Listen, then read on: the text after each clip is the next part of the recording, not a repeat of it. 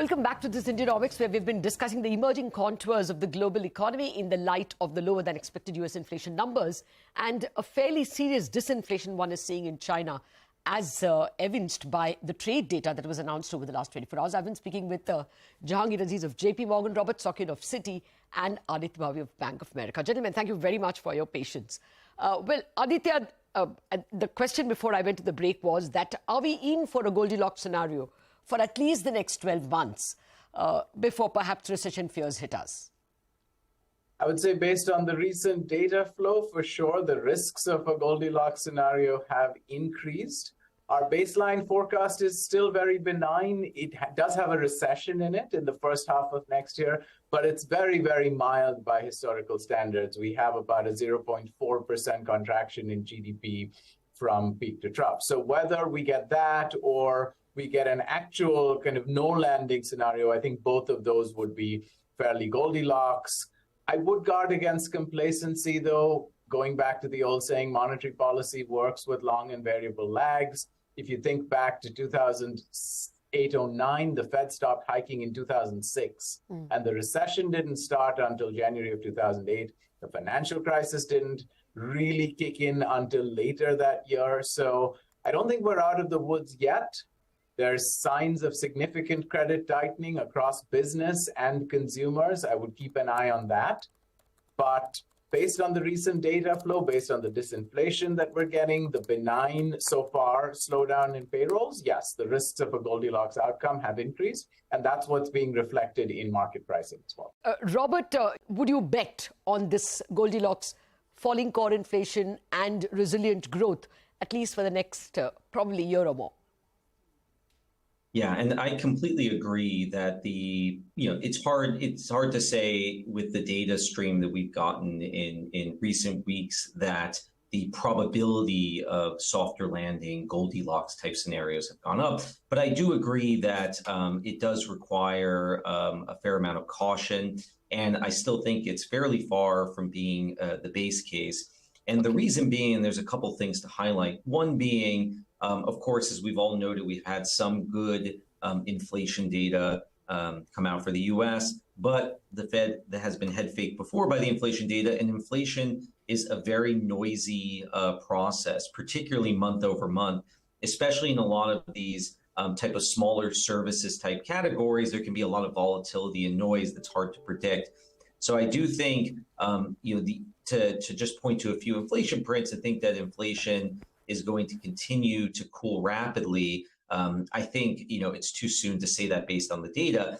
Then also based on the fundamentals, I think there's a lot of reason to be concerned that inflation is going to remain very persistent. Jahangir, India is less affected by the kind of services inflation and perhaps even goods inflation that Robert is talking about that's bedeviling the US.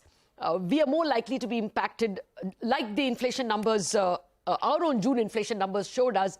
Even if there were tomato-led food inflation, core inflation fell, and that's partly because of what you are saying. Chinese imports into India, or even chemicals imports from anywhere in Asia, have really capitulated in terms of prices. So do you think a country like India emerges as the winner on many accounts? One, that exports will not fall so much because the West is not really collapsing. Two, core inflation is not going to be too bad. And three, we are not going to even have a currency problem going the way dollar is headed. Good spot for India, you think? So I think, for all emerging markets, including India, I think key to whether or not we have rate hikes in the Fed and whether or not emerging market can cut while the Fed is raising rates, and emerging markets did cut while the Fed was raising rate back in 2017-18, when Janet Yellen took rates up by 275 basis points, the key remains the dollar. So if the dollar remains benign, or does not have a disruptive appreciation because of whatever happens, whether it's more rate hikes in the US, or US goes into recession and brings the world into global recession, as long as the dollar remains benign, which it has, and surprisingly so, in the last 2 months, you've seen the 2-year US basically rise about 125 basis points and nothing happened to the dollar. But as long as the dollar remains benign, I think emerging markets will be able to get through both with rate hikes, even while the Fed is rate cuts, even while the Fed is raising rates or is on a long hold. And I think that is probably the strength for emerging market efforts. I think the part about growth and the part about whether or not emerging markets will be able to deliver strong growth. I think all three of us are talking about resilience. You're talking about resilience, but when we talk about resilience, we don't really mean that yesterday's growth will be sustained. Okay. We actually need, and we actually have in all our forecasts, I'm sure that all the other Robert and Aditya will agree, is that there is a significant slowdown in the global economy that will have to take place and is in our forecast in the next 2 and 3 quarters. So resilience does not mean the growth is not going to slow down.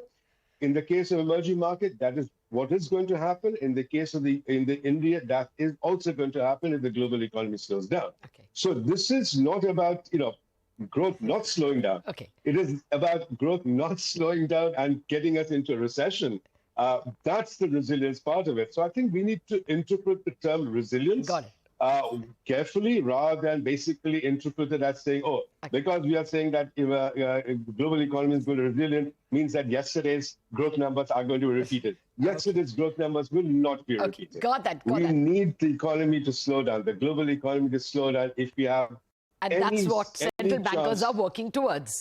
That's right. I take your point. I take your point that I'm sorry I'm rushing you, Jahangir, because we are out of time and I can't allow Aditya and Robert to nuance what you just said.